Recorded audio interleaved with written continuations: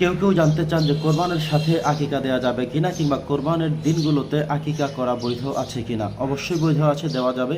তবে এখানে একটি কথা রয়েছে যে আকিকার বিষয়টি আমরা কোরবানের জন্য কেন রেখে দেব।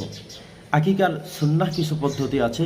একটা বাচ্চা যেদিন জন্মগ্রহণ করলেন তার থেকে সপ্তম দিনে তার জন্য হলো সুন্নাহের সবচেয়ে বেশি সওয়াব পাওয়া। দ্বিতীয় হলো 14তম দিন, তারপরে 21তম দিন, এভাবে করে করে প্রত্যেক 7 দশক, অর্থাৎ আপনার বাচ্চা যদি বৃহস্পতিবারে জন্মগ্রহণ করে তাহলে পরবর্তী সপ্তাহের বুধবারে তার 7 দিন পূর্ণ হবে। কেউ যদি শনিবারে জন্মগ্রহণ করে তাহলে তার পরের সপ্তাহের শুক্রবারে, অর্থাৎ একদিন আগে তার 7 দিন পূর্ণ হবে। এইভাবে সপ্তম দিবস খুঁজে করাটা হলো উত্তম আওলা। কিন্তু আমরা কেন রেখে দিব যে কোরবানের সময় আমরা আকিকা দেব, এটা আসলে ঠিক না। তবে দেওয়ার ক্ষেত্রে মাসআলাগতভাবে কোনো সমস্যা নাই, কোনো ঝামেলা নাই, গুনাহ হবে না, বরং সওয়াব ঠিকঠাক মতোই হবে। শুধুমাত্র উত্তমের বিষয়টা আমরা জাস্ট বলে ফেললাম।